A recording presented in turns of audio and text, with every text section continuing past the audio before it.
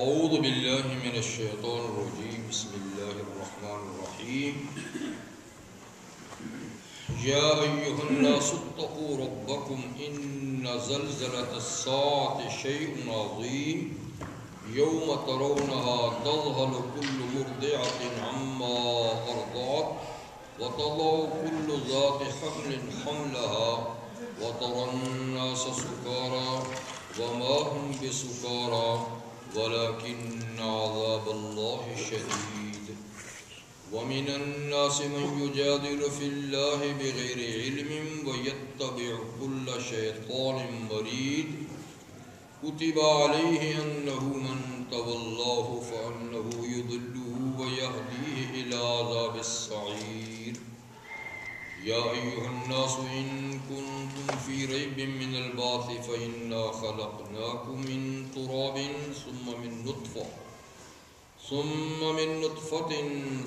من علقة ثم من مضغة مخلقة وغير مخلقة لنبين لكم ونقر في الأرحام ما نشاء إلى أجل مسمى ثم نخرجكم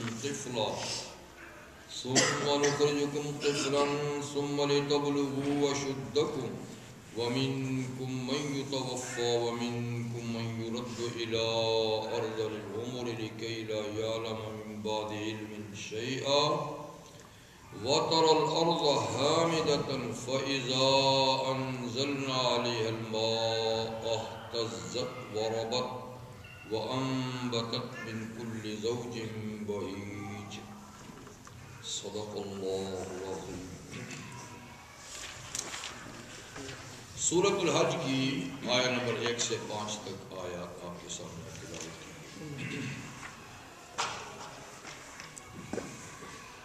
سورہ حج مکی ہے یا مدنی، اس میں اہل علم کا اختلاف ہے۔ بعض اسے مکی صورتوں میں شمار کرتے ہیں، بعض اسے مدنی صورتوں میں شمار کرتے ہیں، تاہم اس میں آیات دونوں طرح موجود ہیں، مکی آیات بھی ہیں اور مدنی آیات بھی ہیں۔ قرآن حکیم کی کئی صورتوں میں ایسا ہی ہے کہ زیادہ تر اگر آیات مکی ہیں تو صورت مکی کہلاتی ہے، زیادہ آیات مدنی ہیں تو صورت مدنی کہلاتی ہے، اور بعض صورتیں مکمل طور پہ مکی یا مدنی ہوتی ہیں۔ تو اس میں بھی یہی بات ہے کہ کچھ چونکہ مکی اور مدنی صورتیں ہیں تو یہ بھی مخلوط ہے مکی مدنی صورتیں۔ مکی صورتوں کا عنوان اور موضوع اللہ کی توحید، آخرت کا عقیدہ اور وحی الہی کی صداقت، انبیاء کرام کی صداقت، یہ مرکزی مضمون ہوتے ہیں مکی صورتوں کے، وہ اس میں بھی ہے۔ اور مدنی صورتوں میں ان موضوعات کے علاوہ احکامات بھی ہوتے ہیں، جیسے کہ اس صورت میں حج کا ذکر ہوگا، قربانی کا ذکر ہوگا، اور اس کے علاوہ نماز کا ذکر بھی ہوگا، باقی کچھ اعمال اور کا بھی ذکر ہوگا۔ تو اس میں گویا تمام ہی قسم کے مضامین آئیں گے، لیکن آغاز جو ہے وہ معاد سے ہو رہا ہے، آخرت سے، اس لیے کہ اس سے پہلی سورہ انبیاء کا اختتام مسئلہ معاد پہ ہوا تھا، آخرت کا ذکر تھا، اور اللہ نے فرمایا تھا یوم نطوی السماء کطی السجل للکتب، اس دن کو یاد کرو کہ ہم آسمان کو اس طرح لپیٹ لیں گے جیسے کہ فائل کور میں فائل لپیٹی جاتی ہے۔ کیا مطلب؟ یعنی اس نظام کو ختم کر دیں گے۔ اور یہ بھی فرمایا تھا کہ وہ ایک بڑا دہشتناک خوفناک دن ہوگا، جب اس نظام کو بدلا جائے گا تو بڑا خوفناک دن ہوگا۔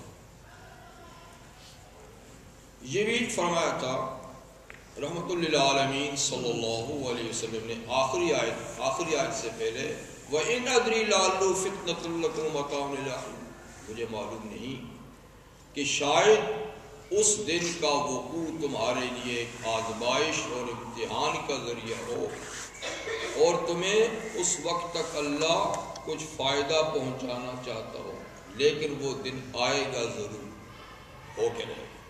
اس کی بعض علامات کا بھی ذکر تھا، جیسے یاجوج ماجوج کا۔ تو اس کا آغاز اب قیامت کے دشتناک منظر سے کیا جا رہا ہے۔ تو اللہ تعالیٰ فرماتے ہیں بسم اللہ الرحمن الرحیم، یا ایھا الناس، اے لوگو عام طور پہ یعنی کافروں کے لیے استعمال کیا جاتا ہے، اور مومنوں کے لیے یا ایھا الذین آمنوا ہی استعمال میں ہوتا ہے، لیکن کبھی ایسا ہوتا ہے کہ ایھا الناس سے مومن کافر سب کو بھی خطاب ہے، یا سب کو خطاب ہے، اور قیامت کے بارے میں سب کو آگاہ کیا جاتا ہے، باخبر کیا جاتا ہے۔ یا ایھا الناس، اے لوگو، اتقوا ربکم، اپنے رب سے ڈرو، جن کاموں کا کہا ہے ان سے غیر حاضر مت رہو، اور جہاں سے روکا ہے وہاں حاضر مت ہو، یہی تقویٰ ہے۔ جو کہا ہے اس میں غیر حاضری نہیں، اور جس سے روکا ہے وہاں کی حاضری نہیں، یہ تقویٰ ہے۔ یعنی ایسے کاموں سے بچو جن کے کرنے سے اللہ ناراض ہوتا ہے، ان کے کرنے سے بچو، اور جن کے کرنے کا حکم ہے ان کے نہ کرنے سے بچو، ان کو کر کے دیکھو، یہ تقویٰ ہے۔ اور تقویٰ کے چونکہ کئی مراتب ہیں، تو کم سے کم تقوی کا مرتبہ کیا ہے؟ کفر اور شرک سے بچنا، کم سے کم ادنا لیول ہے۔ جو کفر اور شرک سے بچتا ہے یہ کم درجے کا متقی ہے، ایمان کا آغاز ہے، پھر یہ لیول بڑھتے جاتے ہیں، اور اس کی کوئی انتہا نہیں۔ تقویٰ کہاں تک جاتا ہے؟ بہت اونچا ہے۔ تو یہاں آغاز کا ذکر ہے کہ کفر شرک سے بچو، اتقوا ربکم، اپنے رب سے بچو، اپنے رب کے نافرمانی سے بچو۔ اتقوا اللہ نہیں کہا، اتقوا ربکم، ذاتی نام نہیں لیا، صفتی نام لیا ہے، اور وہ بھی رب، کیونکہ یہ دلیل ہے تقویٰ کی، دلیل ہے۔ اپنے رب سے ڈرو جو تمہارا رب ہے، پروردگار ہے، پالنہار ہے، مربی ہے، مشفق ہے، مہربان ہے، نعمتیں بخشنے والا ہے، وجود بخشنے والا ہے۔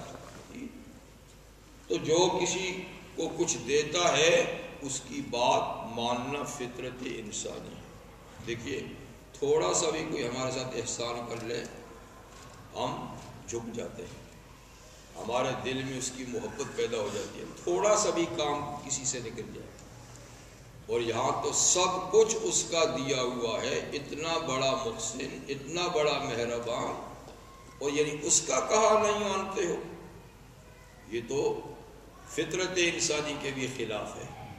تو اس لیے رب کا لفظ ہے، اتقوا ربکم، ڈرو، کیونکہ ان زلزلۃ الساعۃ شیء عظیم، قیامت کا جھٹکا، قیامت کا بھونچال، یہ دنیا کے اندر جو موجودہ بھونچال آتے ہیں اور زلزلے ہوتے ہیں اس کے مقابلے میں یہ کچھ نہیں۔ یہاں کوئی زلزلہ ہو جاتا ہے تو اوساں خطا ہو جاتے ہیں، انسان بے قرار ہو جاتے ہیں، دہشت زدہ ہو جاتے ہیں، خوف و ہراس چھا جاتا ہے چھوٹے سے جھٹکے سے، گھر بار مال مکان چھوڑ کے بھاگ جاتے ہیں، ہر کسی کو اپنی اپنی پڑی ہوتی ہے، دوسروں کو بھی کوئی نہیں دیکھتا، میں بچ جاؤں دوسرے جائیں تو جائیں۔ تو چھوٹے سے زلزلے کا حال یہ ہے کہ سب کچھ بھول جاتے ہو، تو تمہیں یاد رکھنا چاہیے کہ قیامت کا زلزلہ وہ پھر معمولی جھٹکا نہیں ہوگا، پوری موجودہ کائنات کو تہ و بالا کر کے رکھ دے گا، اوپر نیچے کر کے رکھ دے گا، توڑ پھوڑ دے گا۔ اذا الشمس کورت، سورج بے نور ہو جائے گا۔ اذا النجوم انکدرت، ستارے بے نور ہو جائیں گے، سب لپیٹ جائے گا۔ اذا السماء انفطرت، آسمان ٹکڑے ہو جائے گا، جی پہاڑ اڑ جائیں گے، دریا بھڑک جائیں گے، تو پورا سسٹم ختم ہو جائے گا۔ ان زلزلۃ الساعۃ شیء عظیم، قیامت کا زلزلہ بہت بڑی چیز ہے، بہت بڑی چیز ہے۔ یوم ترونہا تذہل کل مرضعۃ عما ارضعت، اس دن جس دن قیامت برپا ہوگی، آپ دیکھیں گے، اگر اس وقت دیکھنے کی سکت ہو، اس وقت اگر آپ موجود ہوں تو آپ دیکھیں گے کہ بھول جائے گی دودھ پلانے والی ماں اس بچے کو جس کو دودھ پلا رہی ہو۔ یہ دہشتناک منظر کی ایک کیفیت اللہ تعالیٰ بیان فرماتے ہیں کہ ماں دودھ پلاتے بچے کو بھول جائے گی۔ یہ کیوں کہا؟ اس لیے کہ ماں بہت کچھ بھول جاتی ہے لیکن دودھ پلاتے بچے کو نہیں بھولتی۔ اس سے اتنا پیار ہوتا ہے کہ جو سینے سے لگ کے دودھ پی رہا ہو نا، اس کا اندازہ ہم نہیں کر سکتے، ماں ہی کرتی ہے۔ اس بچے کی پر کتنی توجہ ہوتی ہے یہ ماں ہی جانتی ہے۔ یعنی جب بڑا ہو جائے تو پھر کچھ نہ کچھ ہو جاتا ہے، لیکن اس وقت ذرا بچے کے منہ سے آواز نہیں نکلی کہ ماں دوڑی دوڑی بھاگی بھاگی پہنچی، بچہ بھوکا ہو گیا۔ تو اس وقت کے بچے سے بڑا پیار ہوتا ہے، لیکن جب قیامت کی دہشتناک صورتحال پیش آئے گی تو ایسے بچے کو بھی ماں بھول جائے گی، اس کو اپنی پڑی ہوگی۔ اور وَتَضَعُ كُلُّ ذَاتِ حَمْلٍ حَمْلَهَا، ہر حمل والی ماں اپنے حمل کو وقت سے پہلے گرا دے گی، وقت سے پہلے ساقط کر دے گی۔ تو دہشت اور خوف کی صورت میں حمل ساقط ہو جایا کرتے ہیں۔ تو یہ بھی ایسا منظر ہوگا کہ قبل از وقت بچہ ساقط ہو جائے گا۔ دو باتیں۔ تیسری، وَتَرَى النَّاسَ سُكَارَىٰ، آپ لوگوں کو دیکھیں گے کہ وہ مدہوش ہیں، ہوش و حواس کھو بیٹھے ہیں، جیسے کہ کوئی نشہ آور چیز استعمال کر لی ہو۔ وَمَا هُمْ بِسُكَارَىٰ، حالانکہ وہ کسی نشہ آور چیز کے کھانے سے مدہوش نہیں ہوں گے، ان کی بے ہوشی کی وجہ کوئی نشہ آور چیز نہیں ہوگی، یہ ان کی بے ہوشی قیامت کی دہشتناک خوفناک صورت کو دیکھ کر ہوگی۔ وَلَٰكِنَّ عَذَابَ اللَّهِ شَدِيدٌ، یہ صورتحال اس لیے پیش ہوگی کہ اللہ کا عذاب بڑا شدید ہوگا، جو قیامت کی صورت میں ابھی آیا ہے۔ ابھی بعد والی باتیں تو بعد میں ہیں۔ یہاں جو قیامت کی ہولناک صورت کو بیان کرنے کے لیے تین باتیں فرمائیں کہ دودھ پلانے والی بچے کو بھول جائے گی، حاملہ قبل از وقت حمل کو ساقط کر دے گی، لوگ سب جو ہیں ہوش و آواز کھو بیٹھیں گے، تو یہ صورت کب پیش آئے گی؟ تو بعض اہل علم کہتے ہیں کہ ظاہر بات ہے کہ یہ سب لوگوں پہ تو پیش نہیں آئے گی نا، جو اس وقت موجود ہوں گے انہی کے ساتھ پیش آئے گی۔ تو یعنی معمول کی زندگی میں ہوں گے لوگ، ہر کوئی اپنے کام میں مصروف ہوگا، اسی طریقے سے اس وقت کئی مائیں نو مولود بچوں کو دودھ بھی پلا رہی ہوں گی، کئی مائیں اس وقت حاملہ بھی ہوں گی، تو ان کی صورت اللہ بیان کرتے ہیں کہ جو ہی قیامت قائم ہوگی تو وہ اپنے بچوں کو بھول جائے گی، حمل ساقط ہو جائے گا۔ بعض کہتے ہیں کہ یہ جزائے عمل کے وقت ہوگا، یعنی قیامت گزرنے کے بعد جب دوبارہ احیاء ہوگا نا مردوں کا، تو اللہ تعالیٰ حضرت آدم علیہ السلام سے فرمائیں گے کہ آدم جہنم کے لیے اپنی اولاد میں سے لوگوں کو نکالیے۔ تو آدم علیہ السلام عرض کریں گے کہ اللہ کتنے نکالوں؟ تو اللہ فرمائیں گے 1000 میں سے 999، 1000 میں سے 999 جہنم کے لیے نکالیے، 1000 میں سے جنت کے لیے نکالیے۔ یہ اعلان سنتے ہی یعنی ایسی خوفناک صورتحال پیدا ہو جائے گی کہ وہ 1000 میں سے 999 جائیں گے، ایک ان میں سے بچے گا تو اب پتہ نہیں کون ہی بچے گا۔ تو یعنی پہلے جن کو کچھ امید بھی ہوگی بچت کی، تو اس اعلان سے ایک ایسی خوفناک صورتحال پیدا ہو جائے گی کہ جیسے کہ مائیں دودھ پلانے والے بچوں کو بھول جائیں اور حمل کا ثابت ہو جائے۔ لیکن اس پہ یہ سوال پیدا ہوتا ہے کہ اس وقت دودھ کون پلا رہی ہوگی، اس وقت حمل کس کا ہوگا؟ یہ تو احیاء بعد الموت کی بات ہوگی، وہاں تو ہر ایک اپنا اپنا ہوگا۔ تو پھر اس کا جواب مفسرین یہ دیتے ہیں کہ چونکہ نبی کریم صلی اللہ علیہ وسلم نے یہ فرمایا ہے کہ ہر آدمی اس حال پہ اٹھایا جائے گا قبروں سے جس حال پہ اس کو موت آئی ہوگی، یہ بھی ایک ضابطہ ہے۔ تو کئی خواتین ہیں جو دودھ پلاتے بچوں کی موقع پہ ان کی وفات ہو جاتی ہے، کئی حمل ابھی ہوتا ہے پیدا نہیں ہوتا تو وفات ہو جاتی ہے۔ تو ظاہر بات ہے کہ وہ جب قبروں سے اٹھیں گی تو ان کی پوزیشن وہی ہوگی، ان کی پوزیشن وہی ہوگی۔ جب وہی ہوگی تو یہ اعلان سن کر وہ سب کچھ بھول جائیں گی۔ لیکن بعض اہل علم کہتے ہیں کہ یہ صرف صورتحال کے خوفناک ہونے کو بیان کیا جا رہا ہے، اور واقعی کوئی دودھ پلانے والی یا حمل والی اس وقت نہیں ہوگی، لیکن فرض کرو کہ اس وقت ایسی ہوں تو وہ صورتحال ہی ہوگی، ایسے بھی کہتے ہیں۔ کوئی بھی صورت ہے، لیکن اصل میں اللہ تعالیٰ قیامت کے وقوع کے خوفناک منظر کو بیان کرتے ہیں، چاہے واقعتاً ایسا ہو چاہے واقعتاً ایسا نہ ہو۔ تو بہرحال یہ صورتحال ہوگی کہ ہر کسی کو اپنی پڑی ہوگی۔ لیکن دنیا میں بھی ایسی صورتحال کبھی کبھی پیش آتی ہے، خوفناک، دہشتناک، خطرناک صورتحال سے ہم لوگ دو چار ہوتے ہیں۔ اس وقت بھی لوگوں کا حال ایسے ہی ہوتا ہے، افراتفری ہوتی ہے، بھاگ دوڑ ہوتی ہے، ہر کسی کو اپنی اپنی پڑی ہوتی ہے۔ جہاں زلزلے آتے ہیں تو بھی دیکھیں یہی منظر ہوتا ہے، مار دھاڑ ہوتی ہے، بمبارڈمنٹ ہوتی ہے یا کہیں وبا پھیل جاتی ہے۔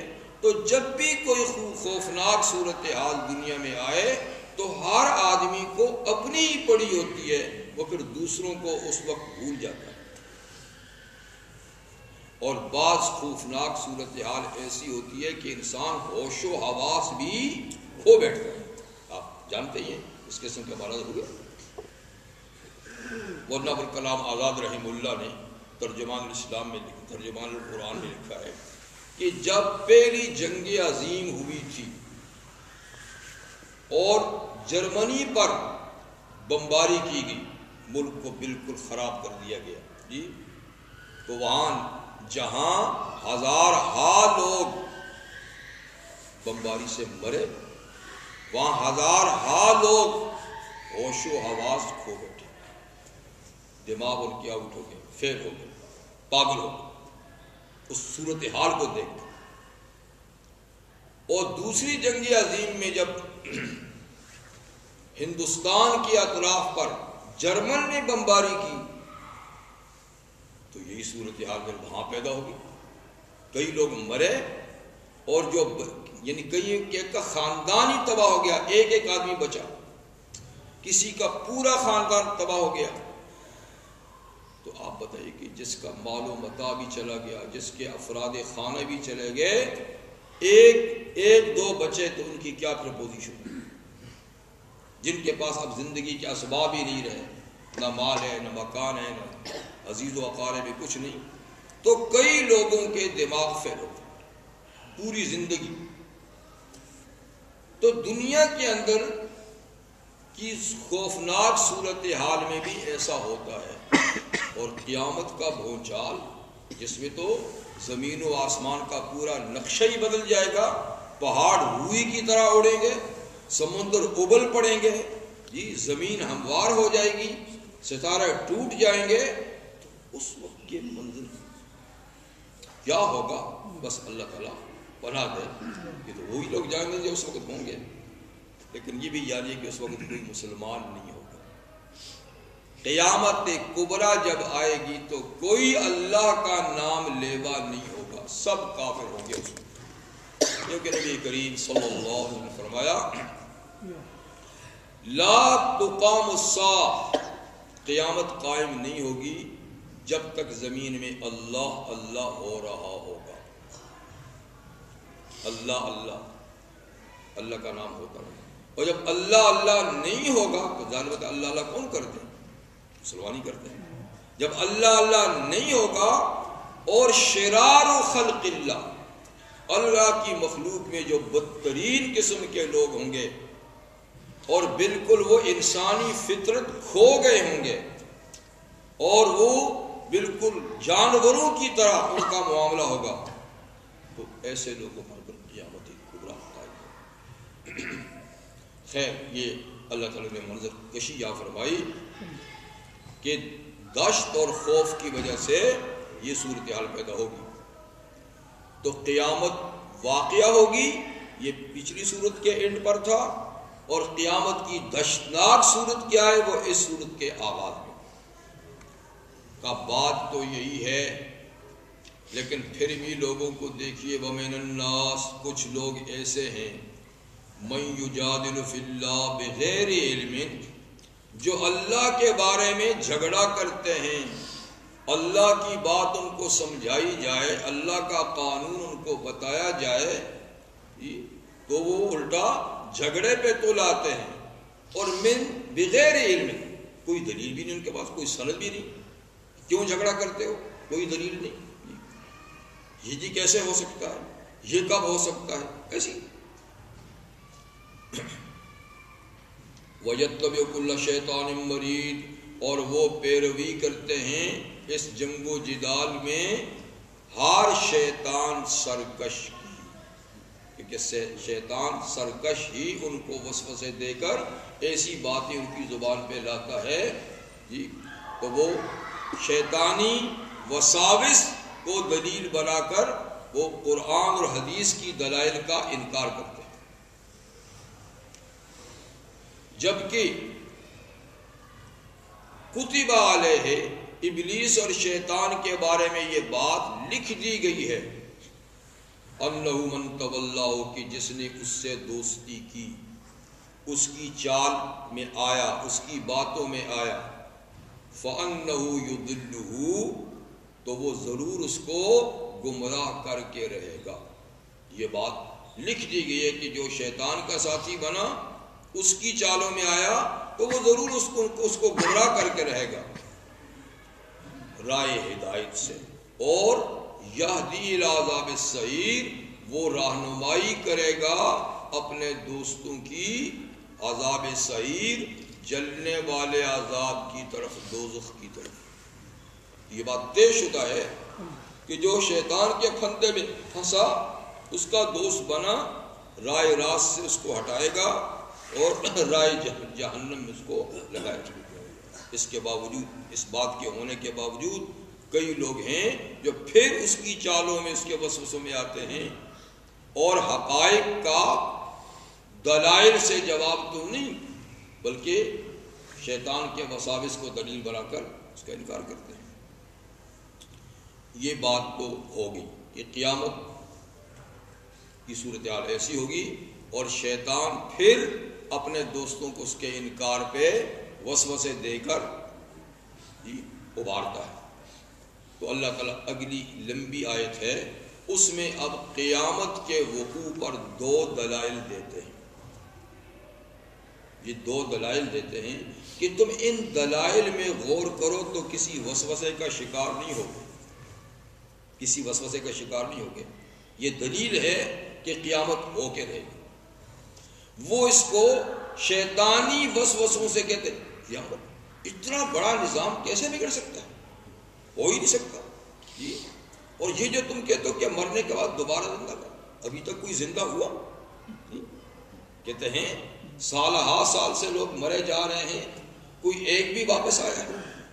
جب مر گئے، مٹی میں مل گئے، چورا چورا ہو گئے، ہڈیاں بوسیدہ ہو گئی، جی تو کون ان کو پھر جمع کرے گا؟ تو اس پہ اللہ تعالیٰ 2 دلائل دیتے ہیں. ایک خود انسان کی تخلیق قیامت کے وقوع پر دلیل ہے، اور دوسرا زمین سے اگنے والی ہر پیداوار قیامت کے وقوع پر دلیل. تو پہلے انسان کی دلیل، یا ایھا الناس، اے لوگوں. یہاں ناس سے وہی کافر مراد ہے صرف، کیونکہ مسلمان کا تو عقیدہ ہے کہ مرنے کے بعد اللہ تعالیٰ زندہ کریں گے، اور اللہ زندہ کرنے پہ بالکل قادر ہیں. جیسے پہلی مرتبہ اس نے پیدا کیا، دوبارہ پیدا کرنے پہ بھی وہ قادر ہے. مسلمان کو تو عقیدہ ہے. اس لیے یہ خطاب مسلمان کو نہیں، صرف کافروں کو، جو منکرین بعث، منکرین معاد. اے لوگو ان کنتم فی ریب من البعث، اگر تم دوبارہ جی اٹھنے میں کسی شک میں ہو کہ دوبارہ مر کے نہیں اٹھیں گے، نہیں اٹھ سکتے، کوئی اٹھانے والا نہیں، یہ ممکن نہیں. اگر تمہیں دوبارہ اٹھنے پر شک ہے تو ذرا غور کرو. فَإِنَّا خَلَقْنَاكُم مِّن تُرَابٍ، ہم نے تم کو بھی تو مٹی سے پیدا کیا ہے. تم کو مٹی سے پیدا کیا، یعنی تمہارے جد امجد، تمہارے دادا بزرگوار حضرت آدم علیہ السلام کو براہ راست مٹی سے پیدا کیا ہے. فرشتوں کو حکم دیا کہ روئے زمین پر جتنی قسم کی بھی مٹیاں ہیں، جتنی قسم کی، وہ سب کو ان کو اکٹھا کر کے لاؤ. تو ساری قسم کی مٹی جو زمین میں اس کو اکٹھا کیا گیا. پھر ان کا پتلا بناؤ، پھر ان کی باڈی انہیں پتلا بنایا گیا، اور پھر اس میں اللہ تعالیٰ نے نفخت فیہ من روحی، اپنی ایک روح پھونکی. تو وہ مٹی کا پتلا گوشت پوست اور ہڈیوں والا اور جیتا جاگتا انسان ہو گیا.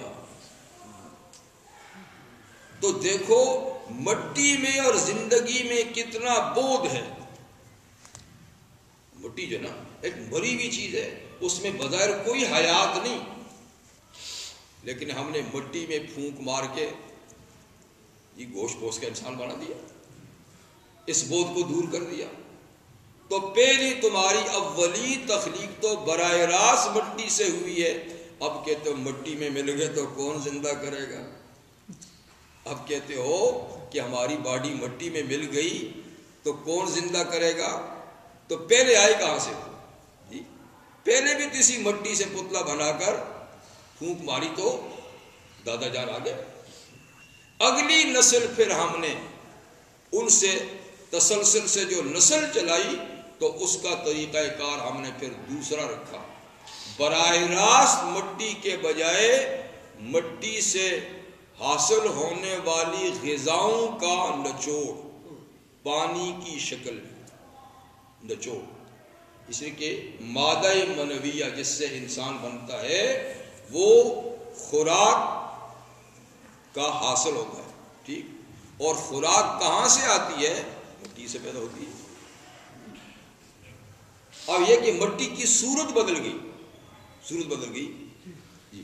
تو بہرحال پھر سلسلہ ہم نے اگلا یہ شروع کیا کہ پہلا انسان تو من تراب، براہ راست مٹی سے بنایا. ثم من نطفہ، پھر اگلی نسلیں نطفہ سے بنے. نطفہ کا معنی قطرہ، پانی کا ایک قطرہ جی، جو خوراک سے بنتا ہے، اور خوراک مٹی سے آتی ہے.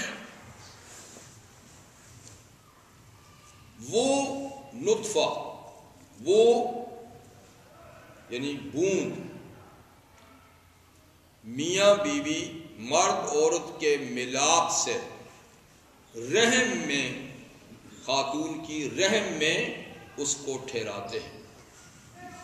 اس کو پھر ذرا اور تفصیل سے اس کے بعد والی صورت میں اللہ تعالیٰ بیان کریں گے، لیکن اس کا کچھ ابتدائی حصہ یہاں ہے. من نطفہ ثم من علقہ، اس نطفے کو ملاپ کے بعد، مرد عورت کے ملاپ کے بعد جی، عورت کے رحم میں ڈال کر ایک وقت تک 40 دن تک اس میں انقلابات شروع کر دیتے ہیں. 40 دن گزرنے کے بعد وہ بن جاتے ہیں علقہ، جمع ہوا خون، پانی سے جمع ہوا خون.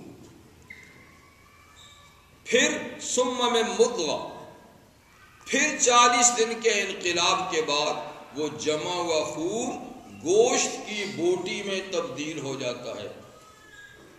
اور یہ باقاعدہ اس لیبارٹری میں فرشتہ اس عمل پہ مقرر ہوتا ہے، اس میں عمل جاری رہتا ہے جی. بوٹی بن جاتی ہے. اس کی پھر 2 صورتیں ہوتی ہیں، مخلقہ و غیر مخلقہ. کبھی تو وہ بوٹی ایسی ہوتی ہے کہ اس میں تخلیق کے آثار اور بنا دیتے ہیں. بوٹی کے اندر تخلیق کے، پیدائش کے آثار، یعنی اعضاء، جسم کے اعضاء. اور کبھی ہم چاہتے ہیں تو بغیر تخلیق کے آثار کے بوٹی ہی کی شکل میں نکال باہر کرتے ہیں، جیسے کہ حمل ثابت ہو جاتا ہے. حمل ثابت ہوتا ہے تو یوں ہی نکال دیتے ہیں. اور کبھی اکثر ایسا ہوتا ہے کہ اس کو مخلقہ، یعنی اس میں تخلیق کے نشانات اور آثار بناتے ہیں، اعضاء اور یہ سب پارٹ بناتے ہیں. تو پھر یعنی آگے چل کر اس کے اندر روح ڈلتی ہے، پھر وقت مقررہ پر وہ اس دنیا میں آتا ہے. لِنُبَيِّنَ لَكُمْ، یہ اس لیے تاکہ ہم تمہارے سامنے بیان کریں کہ دیکھو تم کیسے آئے ہو. یوں گھڑے گڑائے، یوں بنے بنائے، یوں پڑھے لکھے اور اسی طریقے سے کہ تم کہیں سے ٹپک کے آگے ہو. نہیں، ذرا اپنی تخلیق پہ غور کرو، کہاں سے اور کیسے ہے. وَنُقِرُّ فِي الْأَرْحَامِ مَا نَشَاءُ، پھر ہم اس کو ٹھہرائے رکھتے ہیں ماؤں کے رحموں میں جتنا ہم چاہتے ہیں، اِلَىٰ أَجَلٍ مُّسَمًّى، ایک وقت مقرر تک، کہ کم سے کم پوری باڈی بن کر، روح بن کر باہر آنے کی کم سے کم مدت 6 مہینے ہے. لیکن اس میں کم ہی ہوتا ہے، لیکن ہو سکتا ہے 6 مہینے جی. نارمل 9 مہینے ہیں کہ 9 مہینے میں عام طور پہ بچہ بن کر جی آ جاتا ہے. اور کبھی اس سے بھی اللہ تعالیٰ زیادہ رکھتے ہیں، اور 2 اور 3 سال تک بھی بچہ، 4 سال تک بھی بچہ رحم میں رہ سکتا ہے. مشہور مفسر قرآن امام ضحاک رحمہ اللہ کے بارے میں ہے کہ وہ 3 سال یا 4 سال کے بعد پیدا ہوئے تھے. وہ ماں کے شکم میں 3-4 سال رہے، اور جب نکلے تو دانت آ چکے تھے، دانتوں سمیت آئے. تو اس طرح ہوتا تو کبھی کبھار ہی ہے، لیکن مطلب کہ اتنا بھی ہو سکتا ہے. 6 مہینے سے لے کر 3-4 سال تک کا موقع ہوتا ہے، اور عام طور پہ 9 مہینے یا اس سے آگے پیچھے ایک وقت مقرر کر. جو بھی وہ وقت مقرر ہے، اس وہ پوری ہو جانے کے بعد ثم نخرجکم طفلا، پھر ہم تم کو وہاں سے، اس ٹھکانے سے بچے کی صورت میں نکالتے ہیں. جب تم آتے ہو تو طفل ہوتے ہو، بچہ ہوتے ہو جی. بچے کی صورت نکال دیا. پھر کئی آتے ہی مر جاتا ہے اور اندر سے آتے ہی مرا ہوا آتا ہے. کبھی ایسے بھی ہوتا ہے, کبھی آیا اور تھوڑے دنوں کے بعد مر گیا, چند مہینوں چند سالوں میں, ایسے بھی ہوتا ہے. ثم لتبلغوا اشدکم, پھر ہم تمہیں چھوڑے رکھتے ہیں اور تمہاری تربیت کا انتظام ماں باپ کے ہاتھوں یا اس طریقے سے کرتے کرتے کرتے تاکہ تم اپنی جوانی کو پہنچو, قوت کو پہنچو. تمہیں موقع دیتے ہیں, پھر چھوٹے سے بڑا ہوتے ہوتے ہوتے ہوتے آدمی بالکل مکمل جوان طاقتور, ساری قوت اس کے اندر پوری ہو جاتی ہے. اور کبھی پھر جوانی میں بلا لیتے ہیں, جوانی ہی میں بلا لیتے ہیں. ٹھیک ہے. وَمِنْكُمْ مَنْ يُتَوَفَّى, یعنی بعض تم میں سے پھر وہ ہیں کہ جو جوانی ہی میں ہم ان کو موت کی نیند سلا دیتے ہیں. وَمِنْكُمْ مَنْ يُرَدُّ إِلَىٰ أَرْذَلِ الْعُمُرِ, اور بعض تم میں سے وہ ہیں جن کو پھر کمزور عمر کی طرف لوٹا دیتے ہیں. اور لمبی عمر دیتے, 80-90 سال یا اس سے بھی کبھی اوپر لے جاتے ہیں. اور انتہائی کمزور عمر جیسے بچپنے کی تھی ایسی عمر وہ بھی ہو جاتی ہے, انتہائی بڑھاپا ہو جاتا ہے. جی, لِكَيْ لَا يَعْلَمَ مِن بَعْدِ عِلْمٍ شَيْئًا, تاکہ اس عمر کو پہنچ کر علم کے بعد اب کچھ نہ جانے. ایسی عمر کا یعنی سٹیج بھی آتا ہے کہ پڑھا ہوا علم بھول گیا, دماغ کام نہیں کرتا, حافظہ کمزور ہو جاتا ہے. جی, نگاہیں کمزور ہو جاتی ہیں, کم سنتا ہے, دانت گر جاتے ہیں, اب کھانا کھاتا ہے تو معدہ قبول نہیں کرتا, ہضم نہیں ہوتا, جسم کمزور ہو جاتا ہے. جی, ایسا ارذل عمر, تو یہ عمر اچھی نہیں. نبی کریم علیہ السلام نے اس عمر سے پناہ مانگی ہے, اے اللہ ارذل عمر سے مجھے پناہ دے, ایسی نکمی زندگی سے جو دوسروں پہ بوجھ بن جاؤں تو اس سے پناہ دے.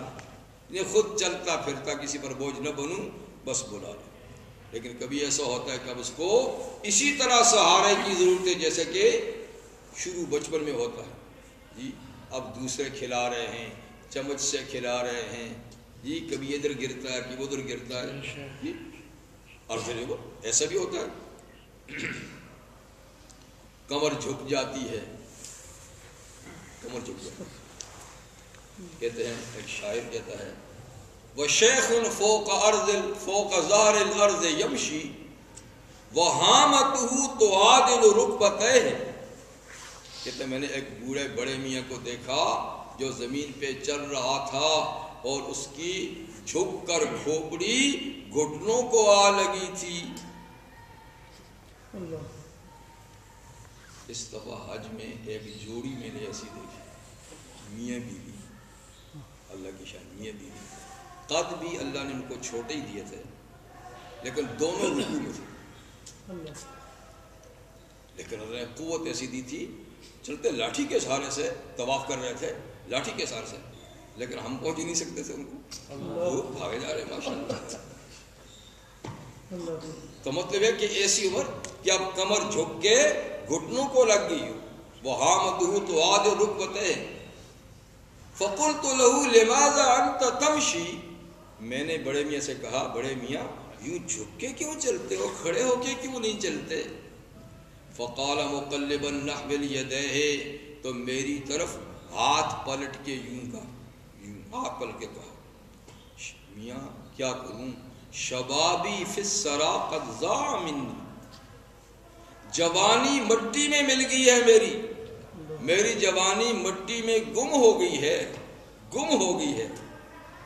وہانا فی السرا ابحث علیہ, اور اب یہ مٹی میں جھک کے تلاش کر رہا ہوں لیکن ملتی نہیں ہے.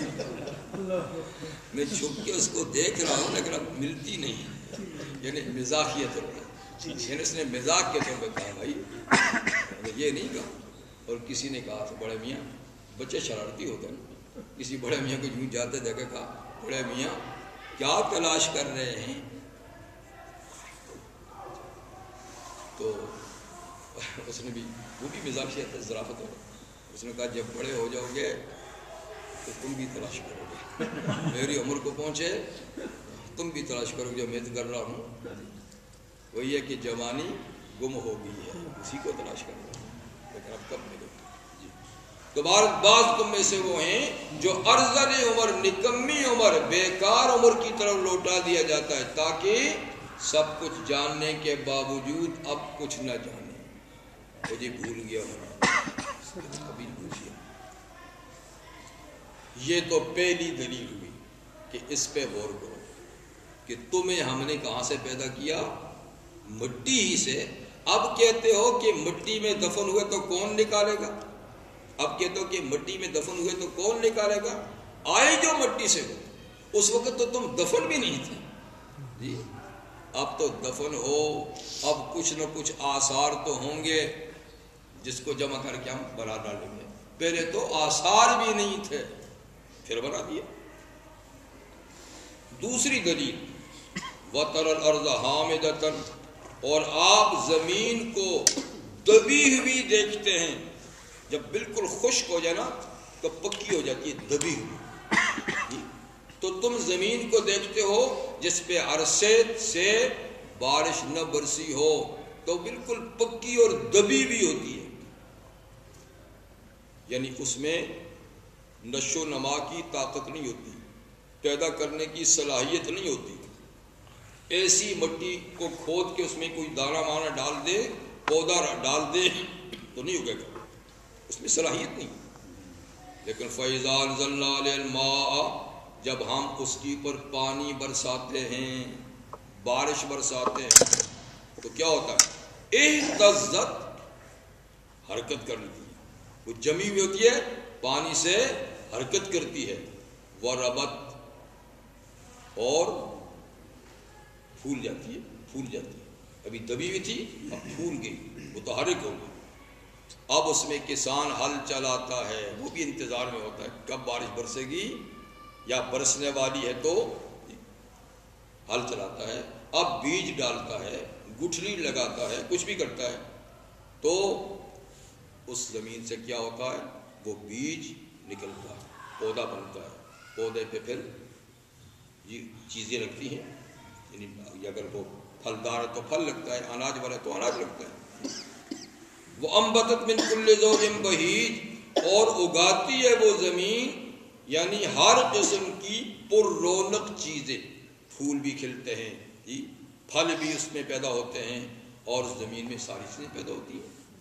تو مری ہوئی زمین جو ہے، بنجر زمین، خشک زمین پہ ہم بارش برسا کے اس کو زندگی بخشتے، اس میں نمود اور کی یعنی قوت صلاحیت پیدا کرتے ہیں۔ تو اگر مری ہوئی زمین کو زندہ کر سکتے ہیں تو تم مرے ہوئے کو زندہ نہیں کر سکتے؟ تمہیں بھی تو کر سکتے ہیں، یعنی یہ منظر تو تم خود دیکھتے ہو، تمہاری آنکھوں کے سامنے، اگر تم کسان ہو تو خود دیکھتے ہو کہ زمین کی پہلی حالت کیا تھی، بارش کے بعد کیا ہوگی۔ اور پھر اس کے علاوہ دیکھیے، جو جنگل ہے، درخت ہے، ہمارے سامنے ہر سال موت و حیات کا منظر پیش کرتے ہیں، ہر سال۔ آج کل ماشاءاللہ مرے ہوئے ہیں، سارے پتے اتر گئے ہیں، خشک لکڑیاں کھڑی ہیں، جیسے کہ موت طاری ہو چکی ہے۔ اب اس حال کو دیکھ کر وہ کہہ سکتا ہے کہ یہ پھر تر و تازہ ہوں گے؟ اگر یہ منظر ہماری آنکھوں کے سامنے ہوتا نہ، اور پہلی مرتبہ کسی نے اس حال میں ان کو دیکھا ہوتا تو وہ یقین نہیں کرتا کہ ان پہ بھی کبھی تازگی آئے گی۔ لیکن چونکہ ہماری نظروں کے سامنے ہر سال یہ ہوتا ہے تو ہمیں پتہ ہے جب بہار آئے گی تو یہ پھر کھل جائے گی۔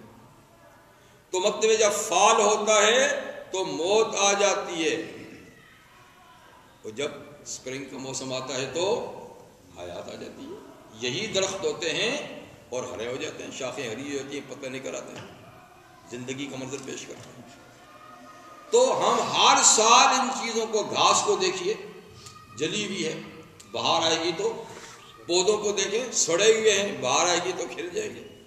تو موت اور حیات کا منظر تو تمہاری آنکھوں کے سامنے ہر سال ہوتا ہی ہے، موت آتی ہے، زندگی ہوتی ہے، تو تم کیوں نہیں زندہ ہو سکتے؟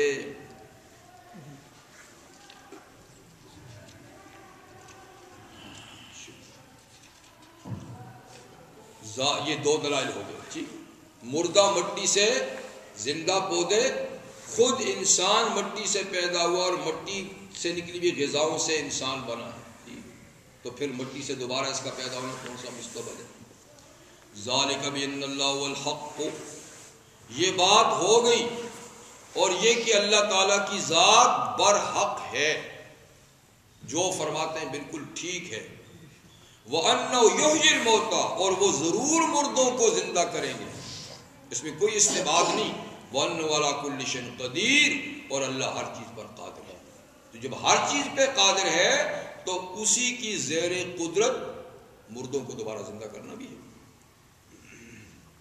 اور مردوں کو کب زندہ کریں گے؟ وہی أَنَّ السَّاعَةَ آتِيَةٌ، بس وہ گھڑی مردوں کو زندہ کرنے کی جس کا نام قیامت بھی ہے، ساعہ بھی ہے، بس وہ آنے ہی والی ہے، تیاری کرو اس کی، آنے ہی والی ہے، لا ریب فیہا، اس کے آنے میں کسی قسم کا شک نہیں، وَأَنَّ اللَّهَ يَبْعَثُ مَن فِي الْقُبُورِ، اور یہ کہ اللہ تعالیٰ جو قبروں میں ہیں سب کو اٹھائے گا، اِذَا الْقُبُورُ بُعْثِرَتْ، جب قبریں اکھیڑ دی جائیں گی، کھول دی جائیں گی جی، تو سب کو قبروں سے اللہ تعالیٰ نکالے گا، اور یہ قانون اس طرح بھی سمجھ لو، اس طرح بھی سمجھ لو کہ جب آپ کسی کو ملازم رکھتے ہیں، جب آپ کسی کو کوئی ذمہ داری سونپتے ہیں، دکان پہ بٹھاتے ہیں، کارخانے میں لگاتے ہیں